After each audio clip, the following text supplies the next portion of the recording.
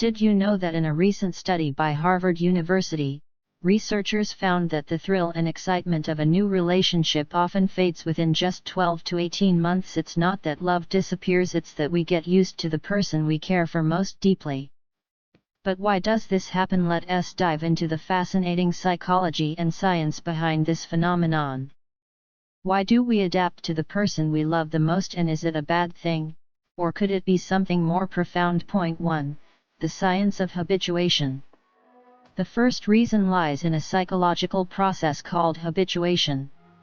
When something or someone becomes a constant presence in our lives, our brains naturally adjust. Think about the last time you bought something new, like a car or a piece of furniture. At first, it brought you so much joy. But over time, it became just another part of your daily environment. The same principle applies to relationships. When we are first falling in love, our brains release a cocktail of feel-good chemicals, dopamine, oxytocin, and serotonin. These chemicals create feelings of euphoria and attachment. But over time, as the relationship stabilizes, the intensity of those chemical responses diminishes. Point 2.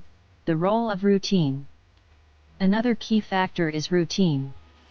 Once you are deeply involved with someone, life naturally settles into predictable patterns. Routine is comforting, it's what helps us build stability and trust. But it also means fewer surprises, and fewer surprises can lead to less excitement. This is not to say routine is bad, in fact, it's essential for long-term relationships. But without intentional effort, it can dull the spark that once seemed so effortless. Point 3. The hedonic treadmill effect. Psychologists call this the hedonic treadmill.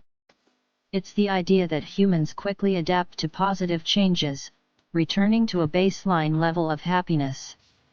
Imagine getting promoted at work. At first, you are ecstatic, but after a few months, it's just your job. The same thing happens in relationships. Those grand gestures and heart-racing moments from the early days are no longer as novel. But here's the twist: adapting to love does not mean losing it. In fact, it's a sign of emotional safety and permanence. Point 4. The influence of emotional baggage. Over time, we also start projecting our emotional baggage onto our partners. Stress from work, unmet expectations, or unresolved issues can blur the way we see them. What once felt like pure joy can start to feel complicated. These moments of friction do not mean love is gone. Instead, they are opportunities to grow together and deepen the bond. The key is recognizing the difference between adapting and becoming complacent. Point 5. How to rekindle the spark. So, what can you do if you feel like you have gotten used to your partner? The answer is not to chase the thrill of newness elsewhere, it's to create new experiences together. Studies show that couples who engage in novel activities report higher relationship satisfaction. The spark is not gone, it's just waiting to be reignited. Adapting to the person you love most is not the end of passion, it's the beginning of something deeper. Love is not just about the highs, it's about choosing to stay, to grow, and to find joy in the everyday moments. Cherish the love you have built.